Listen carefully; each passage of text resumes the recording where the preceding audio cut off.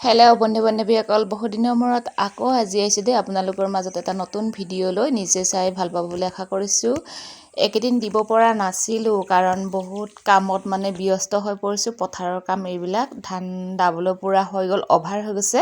খালি মানুহ নোপোৱা হৈছোঁ, কি সকলোৰে ঘৰত কাটিবলৈ হৈছে ধান, মানুহ নোজোৰা হৈ গৈছে। নিজৰ ঘৰৰ মানুহ যিকেইটা আছে নাকাটিলে উপায় নাই। বেছি পকি গ'লেও পকি গ'লে বেয়া হৈ যায় কাটিবলৈ।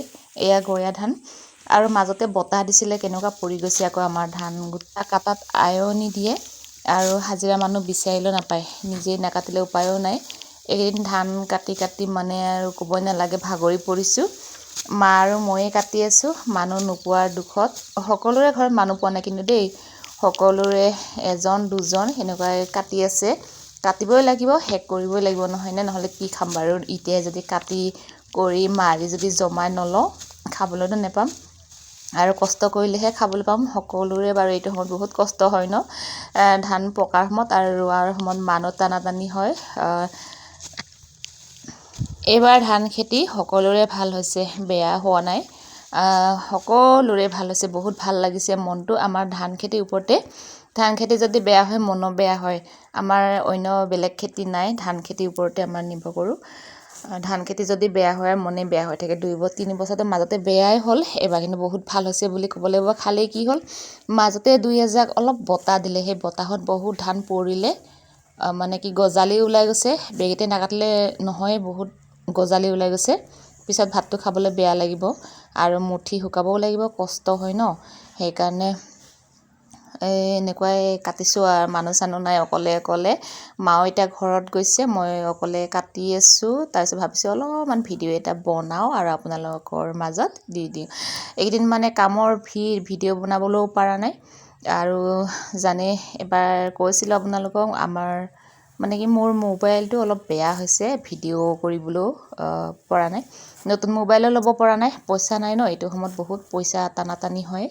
এইপিনে হাজিৰাকৈ দিবনে, এইপিনে নিজেই চলিবলৈও অলপ অসুবিধা হয়।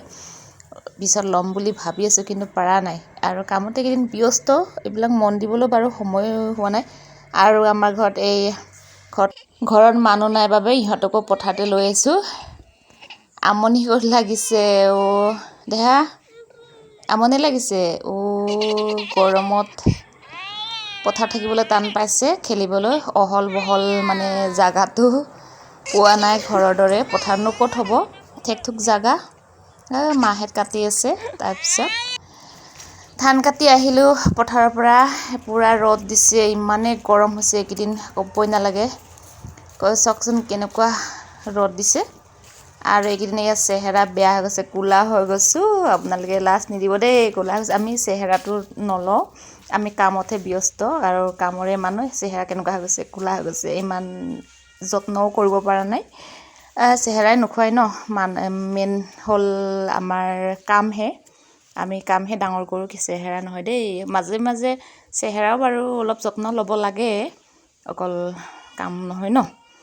আৰু কেনেকুৱা হৈ গৈছোঁ, আকৌ গৰমত জ্বলি গৈছোঁ, অৱস্থাই নাই। ঘৰ আহি পাই গ'লোঁ, সিহঁতে কিবা কৰি আছে। মাজতে পঠিয়াই দিছিলোঁ ঘৰত।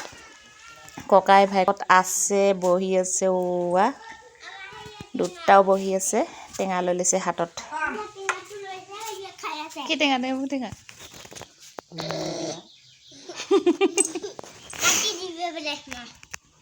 ইহঁতক গা চা ধুৱাই টোপনি মাৰিবলৈ দিলোঁ। শুলে দুটাও বাৰু, ককাই ভাই। মোক ইমানে ভোক লাগি আহিছে, কাচি টানিলে খুব ভোক লাগে। যিকোনো কষ্ট কাম কৰিলে বহুত ভোক লাগে ন। ভাত উলিয়াই ল'লোঁ খাবলৈ। আঞ্জা আছে, সৰিয়হ আৰু বন্ধাকবি, ফুলকবি ভাজি, আৰু এই ভোট জলকীয়া এটুকুৰ লৈ লৈছোঁ। ইমান জ্বালাটো খাব নোৱাৰে, তথাপিতো এটুকুৰ লৈ লৈছোঁ বাৰু। ভোকত ক'ব নালাগে আৰু এইটো সময়ত খুব ভোক লাগে ন, কষ্ট কৰিলে পথাৰত। আহি একেবাৰে ভাতটো খাওঁ লাগি আহে, পূৰা মাৰিছোঁ আৰু এক কাঁহি। বাৰু মোৰ ভিডিঅ' চাই কেনেকুৱা লাগিলে জনাবলৈ নাপাহৰিব দেই বন্ধুসকল। বাই, নেক্সট ভিডিঅ'ত আকৌ লগ পাম।